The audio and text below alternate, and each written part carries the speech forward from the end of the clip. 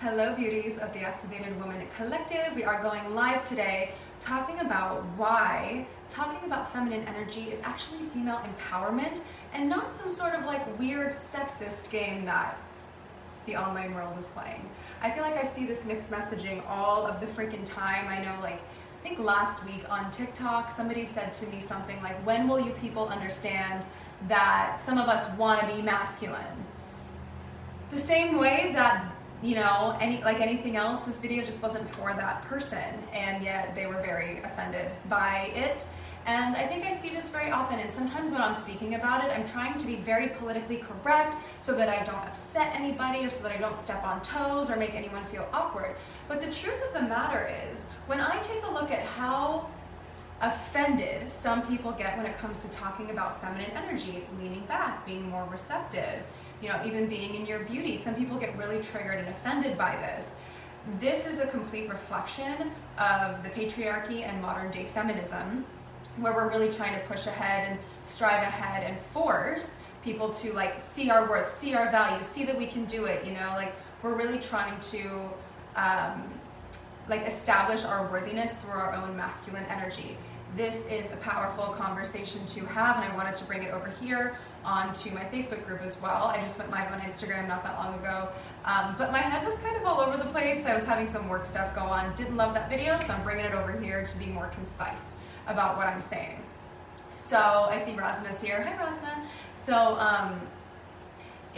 to me, it's very obvious and yet very strange that other people don't see that when we assume that feminine energy, the softness, the sensuality, the leaned back, the ease, the flow of it all, when women are literally screaming, shut the fuck up about us being this way, we're not like this, it's denying a piece of femininity and womanhood, and it's the complete, it is patriarchy in a nutshell, right? Like, what it means to be a woman and what it means to be a feminine woman is not powerful enough as it is, so I need to be angry and be in my masculine energy to feel powerful or to feel worthy. And I think so many people are still operating in this way on a subconscious level, where we think that we have to do and push and strive and accomplish and be like physically powerful and get the money and go after the goals, and that equals success. But all of that is very masculine energy. It is a piece of us.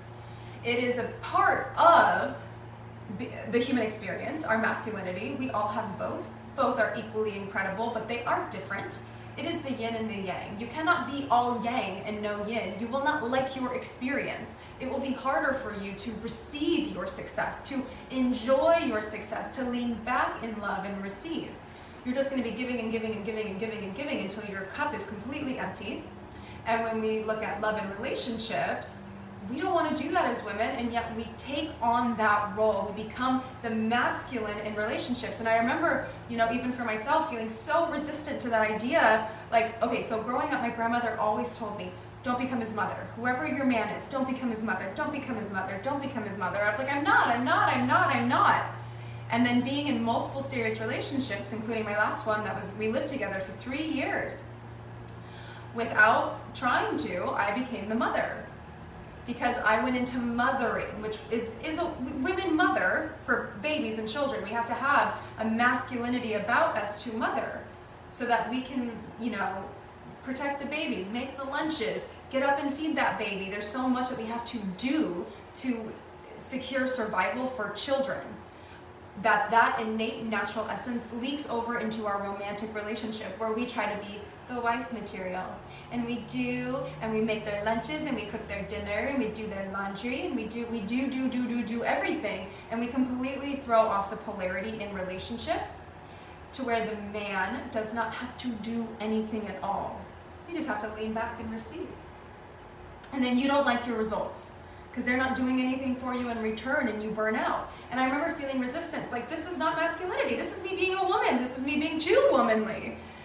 No, we have this so backwards, so backwards. So when we assume that being feminine, the way that we speak about femininity, when we as women assume that that's weakness, that's not female empowerment. That's not feminine empowerment. That's not feminism. or it is modern day feminism where we literally signed up to do it all and hold it all and have no help. We signed up for that. We did that to ourselves. And now that there are women who are starting to ask questions about this and get curious as to why it doesn't really feel innate or natural in our bodies. Why are we burning out? Why are we aging so much faster than men? Why? We're asking these questions. I'm getting so many texts right now from Sarah. For those who don't know, we have a live conference coming up in April in Denver, and she just chose a new venue, and she's like sending me all these pictures right now. I'm trying to focus on my life. So that'll be fun, Embodied Live. If you want to go, let me know. I'll drop you a link for a ticket. Definitely come hang out with us. It's going to be an incredibly delicious, empowering event over the span of 2 days in Denver in April. So, yes. When we assume that feminine energy is weakness, we are doing the opposite of empowering women to rise and make powerful decisions for themselves, to rise and create more success in their lives for themselves. We're doing the opposite. We are literally screaming that being woman and being a feminine woman is weakness. I cannot believe how many women have, risen into power in a more masculine dominated industry, which is beautiful. Have it. Like, I love it. I love being like a boss bee and powerful in my industry and my job and in my work and in my career. Like, I love that. But when it comes to my romantic relationship, my personal relationships, I want to soften. I want to be feminine. We shouldn't be shaming women for however they choose to be in their femininity, however they choose to be in their softness, whether that is being a stay-at-home mom, stay-at-home partner, or somebody who works part-time and takes care of the home, or like whatever it is that she is choosing to do in her feminine beingness. It's not female empowerment to be knocking each other down for those decisions and those choices. We need to understand this. We need to understand that being repelled to our own feminine nature and getting angry at women who talk about it and feeling like offended by the conversation or topic of feminine energy, that's not empowerment. That's not empowering to women. So what is? Allowing women to be as they be, as they choose to be.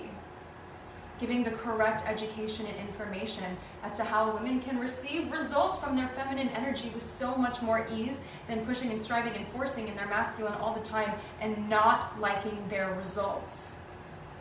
So many women will work so hard in their masculine energy in their love lives and in their careers, and then they'll get to this like wall and they can't get past it and they don't know why, because they're supposed to be being and in their body and leaned back. They're supposed to be setting these foundations for themselves where they don't have to do everything to receive everything. That is an innate feminine gift. And yet for some reason we really, really, really feel the need to make things hard on ourselves. Not for some reason, there's a lot of reasons. We look at history, look at women trying to just have rights. In general, that's why we feel that way, but we have them now. So we can take a look at another way of being. We can exist with both. And I hope that that feels very empowering to anybody who's watching. All right, my loves. That's it for this video. I just wanted to share that wisdom and offer you a new way of thinking. Also, I'm just gonna throw this one out there. It's a little bit of a different, like a little subtopic, but mindset is so stinking powerful. And most people, even mindset coaches, have not even tapped into the full potential of what's possible when we understand the power of the mindset. I see so many people on the internet, as do you, who are just angry and righteous and needing to be upset about things, needing to be right about things, instead of just enjoying life as it is. People are so obsessed with where the government or the people or the internet or the this are wronging us, and that's expanding more reality of being wronged instead of enjoying your full experience.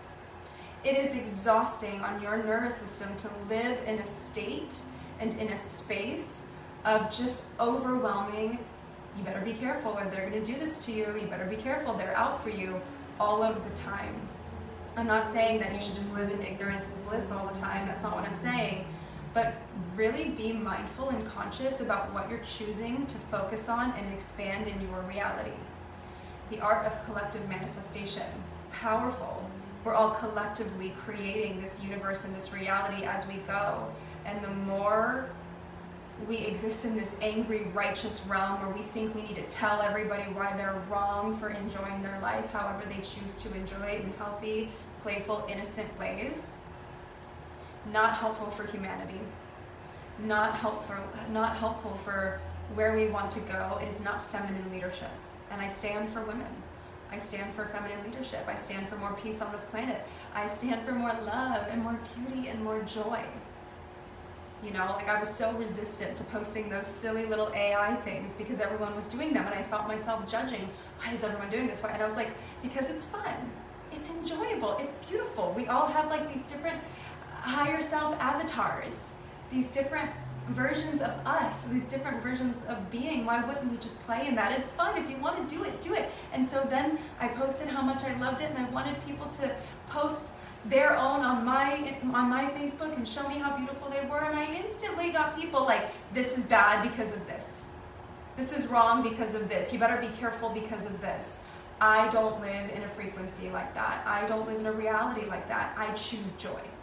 I choose love. Not everything needs to be so big and so serious. We are stressing ourselves the fuck out. We are making this experience so boring. You okay? So dull. So, choose your thoughts and choose what you choose to expand very, very carefully. This is not my typical video of like, let's talk about the Muse Mastermind right now. Let's talk about love relationships, masculine, feminine.